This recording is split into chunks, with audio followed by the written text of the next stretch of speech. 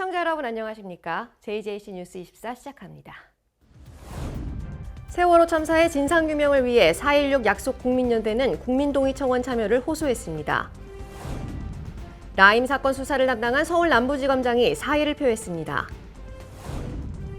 마포구가 지자체 최초로 영유아 발달 지원 검사를 지원합니다. 광주시가 광주잡 온택트 취업 박람회를 개최합니다. 충청북도가 전국 지방자치단체 일자리 대상 시상식에서 최우수상을 수상했습니다. 한 주간의 국회 소식입니다. 2014년 4월 16일 일어나지 말아야 했을 세월호 참사가 일어났습니다. 벌써 6년이 지났는데요. 하지만 아직까지 사건의 진상은 규명되지 않았습니다. 이에 4.16 약속 국민연대가 국민들에게 국민동의청원 참여를 호소했습니다. 지난 22일 국회 정문 앞에서 4.16 약속 국민연대는 세월호 참사의 성역 없는 진상규명을 위한 국회의 입법약속 이행 촉구 및 10만 국민동의청원 국민동참 호소 각계 인사 기자회견을 열었습니다. 4.16 연대는 기자회견문을 통해 10월 6일부터 시작한 세월호 참사 진상규명을 위한 국민동의청원에 국민들의 참여를 호소했습니다.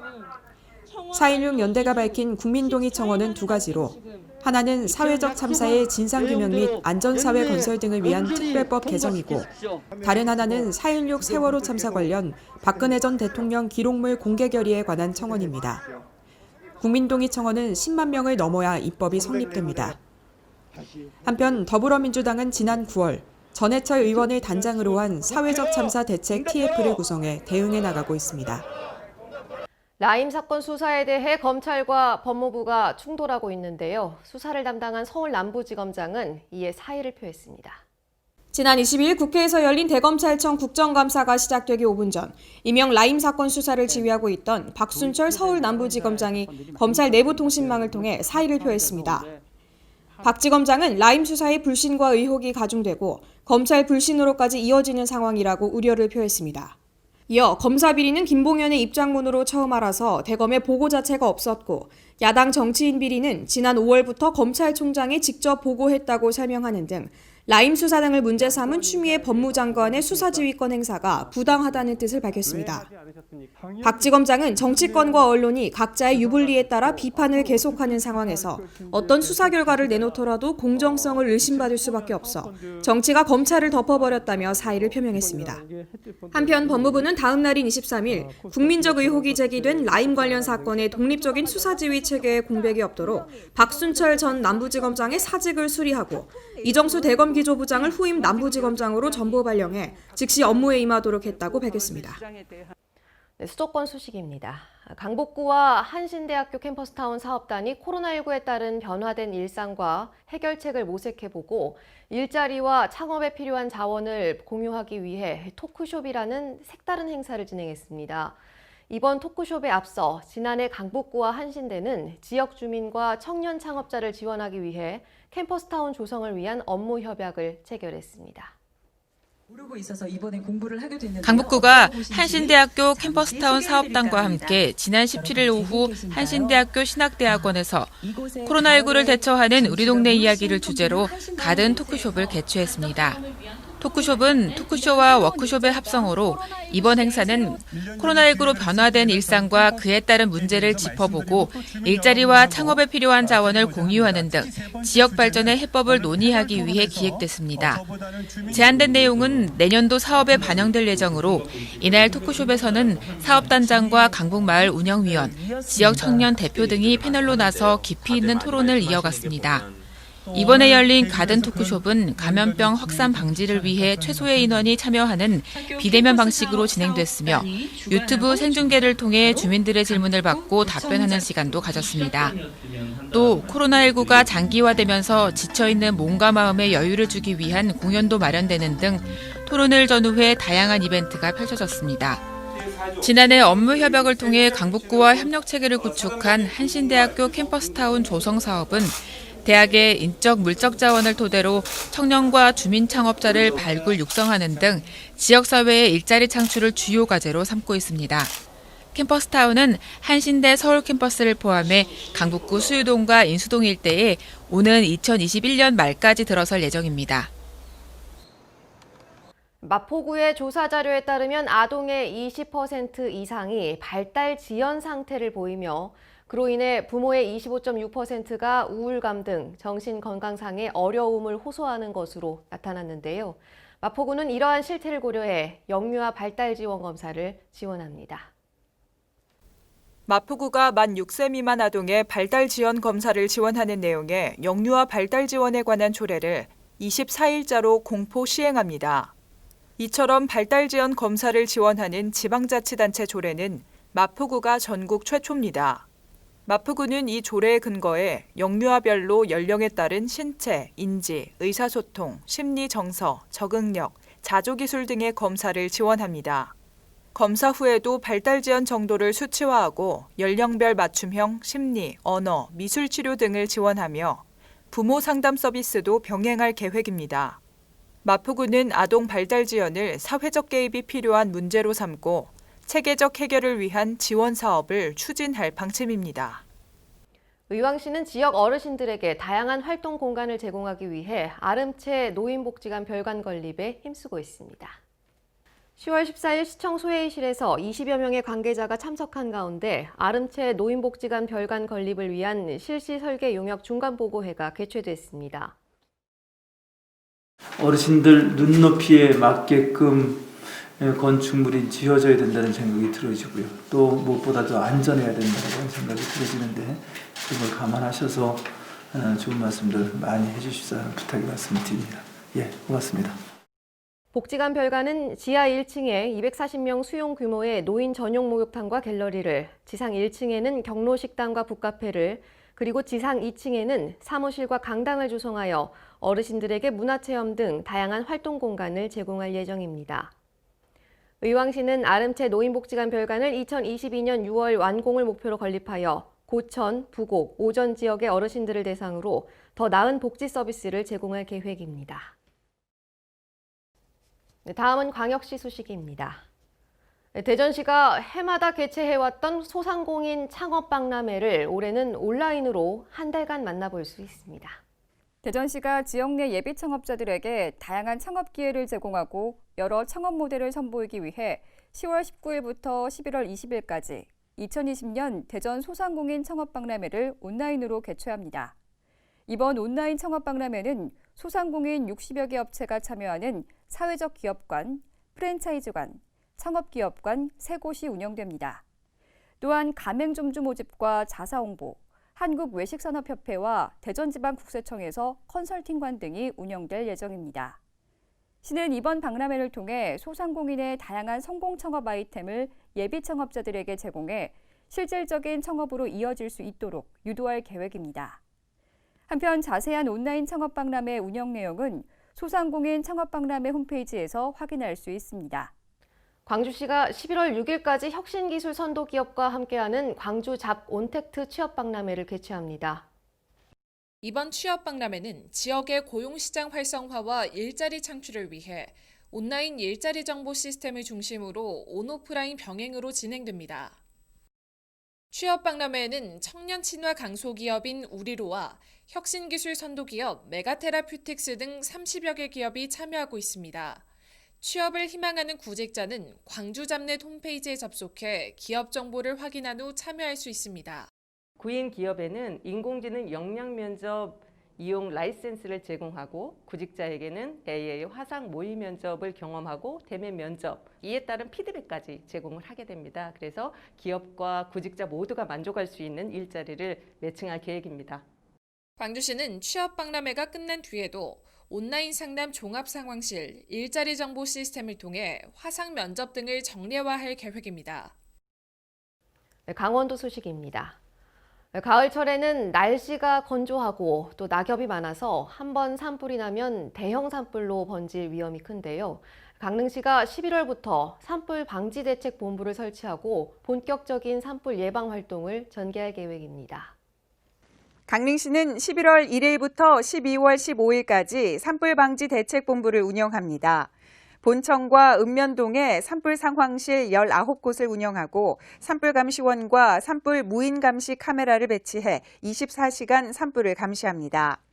산불이 발생했을 경우에는 초동 진화를 우선으로 산불 전문 예방 진화대와 헬기, 진화 차량이 바로 출동할 수 있도록 출동 상태를 유지하기로 했습니다. 이와 함께 본청 산불 전문 예방 진화대원 20명과 18개 읍면동의 진화대, 감시원 등 240명을 채용할 계획입니다. 평창군은 관내 기본형 공익직불제 신청 농가를 대상으로 11월 말까지 이행 점검을 실시합니다. 공익직불제란 농업활동을 통해 농업, 농촌의 공익기능 증진과 농업인의 소득 안정 도모를 위해 올해 새롭게 시행된 제도로 크게 선택형 공익직불제와 기본형 공익직불제로 나뉩니다. 공익직불제 직불금을 받기 위해서는 농지의 형상 및 기능 유지, 농약 안전 사용 및 잔류 허용 기준 준수, 화학비료 사용 기준 준수 등 총 17가지 준수 사항을 이행해야 합니다.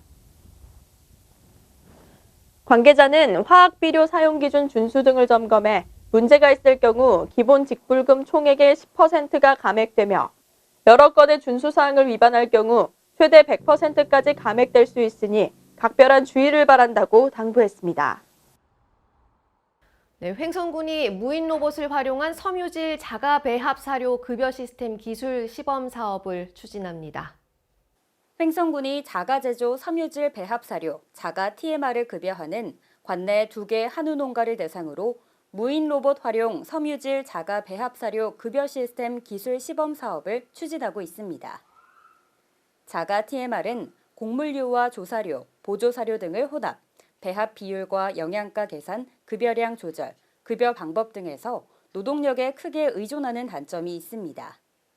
이번 시범 사업에 도입된 무인 로봇은 프로그램 설정 및 원격 제어로 사료 배합기에서 조제된 사료를 싣고 축사 바닥에 설치된 마그네틱 라인을 따라 자율주행하여 각각의 사료 급이대에 정량 사료를 공급해 노동력 50%, 생산비 10% 이상 절감시킬 것으로 기대되고 있습니다. 횡성군 농업기술센터는 앞으로도 스마트 축산을 선도해 나간다는 계획입니다. 다음은 충청도 소식입니다. 충청북도가 고용노동부 주관 전국 지방자치단체 일자리 대상 시상식에서 최우수상을 수상했습니다. 역대 최초로 충청북도와 3개 시군이 공동 수상하면서 우수한 평가를 받았습니다. 충청북도가 전국 지방자치단체 일자리 평가에서 2년 연속 수상했습니다. 지난해 종합대상에 이어 올해는 최우수상으로 일자리 관련 사업비 2억 원을 인센티브로 지원받게 됩니다. 일자리 대상은 올해로 9년째로 전국 243개 지방자치단체를 대상으로 지역 일자리와 관련 정책을 종합평가 시상하는 국내 유일 전국 단위 행사입니다. 특히 역대 최초로 충청북도와 충주시, 괴산군, 청주시 등 4개 지자체가 공동 수상해 의상을 높였습니다.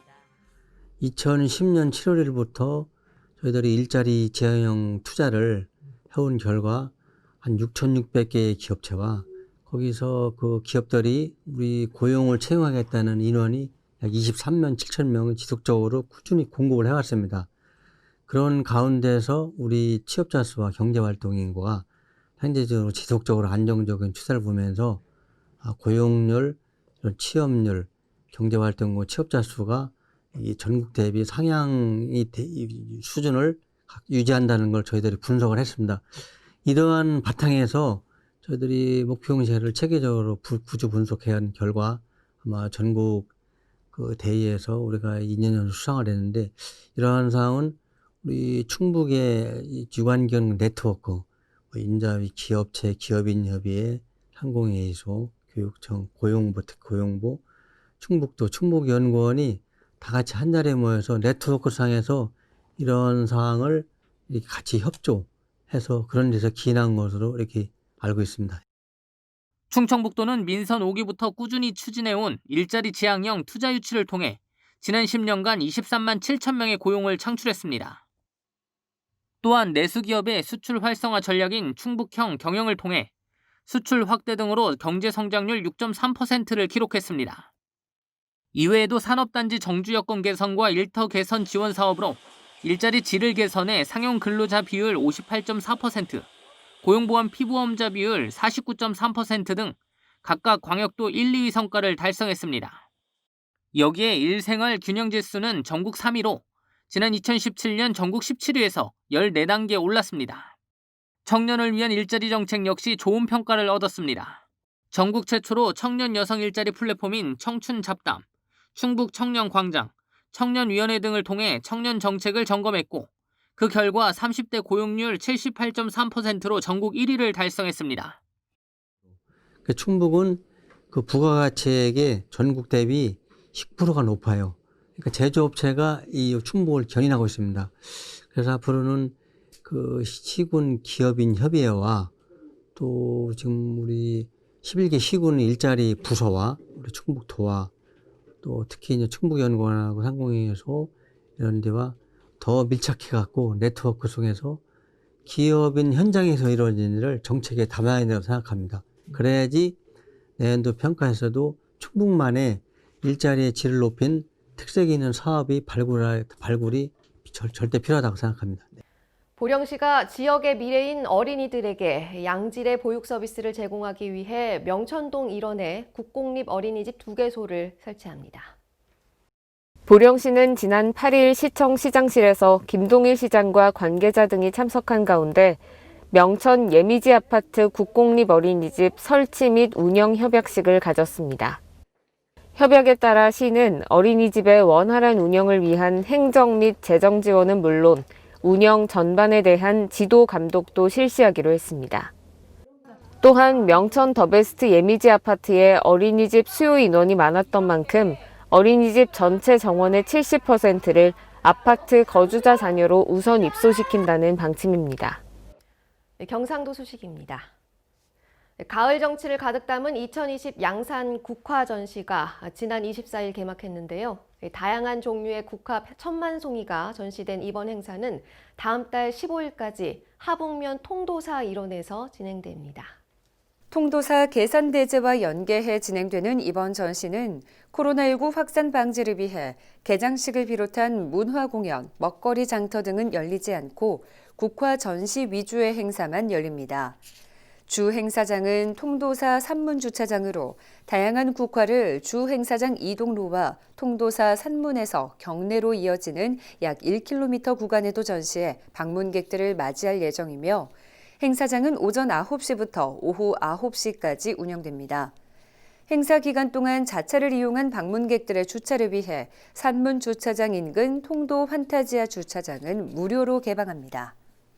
포항 지진의 진상조사 및 피해 구제 등을 위한 특별법 시행에 따른 피해자 접수가 진행 중인 가운데 지진 피해 구제심의위원회가 포항을 방문해 지진 피해 극복에 힘을 보탰습니다. 지난 13일 포항지진피해구제심의위원회 위원 및 지원단이 포항을 방문했습니다. 위원회는 지진 피해 구제 접수처 현장을 점검하고 실무자들의 의견을 청취하며 전반적인 피해 구제 접수 상황을 살폈습니다. 특히 상대적으로 피해가 컸던 장량동 접수처를 우선 방문해 담당자들의 고충과 건의사항을 듣고 지진 피해 접수가 효율적으로 진행되도록 협조할 것을 약속했습니다. 이날 이강덕 포항시장은 피해구제심의위 소위원장단과 면담을 가지고 피해 주민이 실질적인 피해 구제를 받을 수 있도록 심의 기준을 완화해 줄 것을 요청했습니다. 또 침체된 포항경제 활성화 및 공동체 회복 사업에 대한 심의 시 포항시의 의견을 적극 반영해 주기를 바란다고 말했습니다. 한편 포항시는 지난달 21일부터 지진으로 인한 피해 구제 접수를 받고 있습니다. 포항 지진으로 인명 및 재산 피해를 입은 시민은 내년 8월 31일까지 주소지와 관계없이 읍면동 행정복지센터, 거점 접수처 등 34개 접수처에서 피해 구제 신청을 할 수 있으며 온라인과 모바일로도 신청 가능합니다. 다음은 전라도 소식입니다. 여수시 기업들이 코로나19로 인해 힘든 시기를 보내는 소외된 이웃들을 위해 나눔 행사를 잇따라 열어 후원 증서 및 식료품을 전달했습니다. YN텍 박지영 대표이사와 한화솔루션 여수공장 김상훈 총괄 이모는 저소득 소외계층 지원을 위해 각각 2천만 원씩 총 4천만 원의 후원 증서를 고노봉 여수시장에게 전달했습니다. 이번 후원 물품은 전남사회복지 공동모금회를 통해 현물 지정 기탁 후 조손가정과 저소득 장애인 세대와 같은 어려운 이웃에게 시 상품권과 백미, 김 세트를 전했습니다. 또한 GS칼텍스 김형국 사장은 우리시와 여수시 지역사회 보장협의체에 후원금 1억 원을 전달했습니다. 이번 후원금으로 지역에서 생산된 거북선에 실린 쌀과 식료품 선물 세트를 마련해 지역의 136개 복지기관, 독거노인 460세대, 그리고 세터민 170세대에 전했습니다. 장수군이 산불로 인한 피해를 미연에 방지하기 위해 대책본부를 운영하는데요. 산불 발생 시 신속한 대응으로 피해를 최소화한다는 계획입니다. 보도에 황인아 기자입니다. 장수군이 12월 20일까지 산불 조심 기간으로 정하고 산불 예방을 위한 총력 대응 태세에 돌입했습니다. 대책본부는 산불 전문 예방 진화대원 38명과 산불 인화물질 제거 요원 16명 등 총 54명의 전문 인력으로 구성된 산불 전문 예방 진화대를 구성하고 산불로 인한 인명 및 재산 피해 방지 등을 위해 대책본부를 운영합니다. 군은 대책본부 운영을 통해 지역 특성과 각종 시기, 원인에 따른 지역 산불 방지 종합 대책을 수립, 산불 발생 시 신속한 대응으로 피해를 최소화한다는 계획입니다. 군 관계자는 논밭두렁과 농산 폐기물 소각 행위가 산불로 번질 가능성이 높다며 농업 부산물 등 소각 행위는 읍면 사무소나 산림과에 신청해 소각해 주길 바란다고 당부했습니다. 지금까지 전북에서 황인아였습니다. 5년 전부터 전라북도 익산시에 유류 저장 탱크와 무허가 건물이 방치돼 있습니다. 화재 사고 시 대형 피해도 우려돼 수차례 민원이 제기됐지만 익산시는 강제 철거가 불가능하다는 입장을 고수하고 있어 문제는 여전한데요. 강석훈 기자가 취재했습니다. 전북 익산시의 한 폐건물. 이 건물은 국유지와 사유지를 점유한 무허가 건물로 이곳에 들어선 지도 20년 가까이 됐고 5년 전부터는 빈 건물로 방치됐습니다. 지붕에는 폐타이어가 올려져 있고 곳곳에는 잡동사니들이 나뒹굴고 있습니다. 2m도 채 떨어지지 않은 곳에는 유류 저장 탱크가 보입니다. 인근에는 대형마트와 아파트가 즐비해 사고가 발생하면 대형 피해가 우려되는 상황. 인근 주민이나 노숙자들도 쉽게 드나들 수 있어 경각심은 더 높아질 수밖에 없습니다. 지금 이조 탱크가 있다 보니까 말하자면 매일 그 문을 닫아놓고 그렇지만 많은 그 주요 도로변에 있기 때문에 이런 노숙자들이랄지 이런 사람들이 말하자면 와서 가끔 말하자면 우리한테 말도 없이 우리 탱크에 막 들어가지고 있는 사람도 있고 그렇습니다. 위험하기 때문에 이건 하루빨리 지금 철거가 돼야 한다고 이렇게 사료가 됩니다. 유류 저장 탱크 관계자는 이에 대해 수차례 민원을 제기했지만 돌아온 답변은 공문서 한 장뿐이었습니다. 공문서에는 익산시에서 해당 건물 소유자에게 매년 이행강제금을 부과하고 있지만 납부금을 확보하지도 못한 데다가 규정된 요건을 충족하지 못해 강제 철거는 불가능하다는 내용이 적혀 있습니다. 이게 만약 공익성 침범을 저해하지 않는 한은 저희가 할 수 있는 강제 처분은 또 위법하다라는 판례가 좀 많이 있어가지고 저희가 쉽게 또 강제 철거에 접근을 할 수가 없어서 일단은 쌍방 간에 좀 협의해 주시기를 저희는 그렇게 요구를 하고 있거든요. 또 유류 저장 탱크는 개방된 곳에 위치해 누구나 접근하기 용이하지만 익산시 관계자는 상반된 반응을 보였습니다.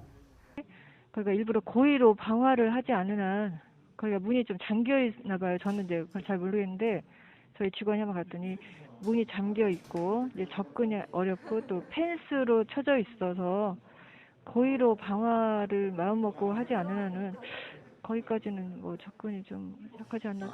결국 도심 속에 재난 위험이 도사리고 있지만 고의적으로 방화 범죄를 저지르지 않는다면 문제가 없다는 입장입니다. 현행법상 재해 위험이 있다고 판단될 시 행정처분이 가능하지만 익산시는 손을 놓고 있어 시민들의 불안감은 증폭되고 있습니다. 지금까지 전북에서 강석훈이었습니다. 국토교통부가 주관하는 재생사업 도시로 선정된 무주군이 도시재생과 관련해 우수 지자체상을 수상했는데요. 향후에도 지역 특색에 맞는 사업을 발굴할 예정입니다. 보도에 황인아 기자입니다. 무주군이 제7차 도시재생 광역 협치 포럼에서 우수 지자체상과 우수 지자체 단체상을 동시에 수상하는 영광을 누렸습니다. 이날 황인훈 군수는 우리 군이 지향하는 목표에 더 가까이 도달하고자 군을 중심으로 도시재생지원센터와 도시재생주민협의체 등 모든 참여 주체들이 적극적인 소통과 협력을 이어가겠다고 밝혔습니다. 도시재생 뉴딜사업 추진에 매진하고 있는 무주군은 2018년도 국토부에서 주관하는 소규모 재생사업 2건이 선정, 2019년 12월 사업을 마무리했으며 올해 6월에는 도시재생 전략계획 수립을 완료한 바 있습니다. 무주군청 논총과 관계자는 도시재생 뉴딜 사업 추진이 아름다운 무주를 만들고 군민 삶의 질을 높이는 동력이 될 수 있도록 우리 군 지역 특색에 맞는 사업을 발굴하고 추진하는 데 최선을 다할 것이라고 말했습니다. 지금까지 전북에서 황인아였습니다. 네, 이젠 공기부터가 완연한 가을입니다. 일교차도 한층 커진 만큼 기온차에 건강 이상 없도록 주의하시기 바랍니다. JJC 뉴스 24 마칩니다. 편안한 밤 되십시오. 고맙습니다.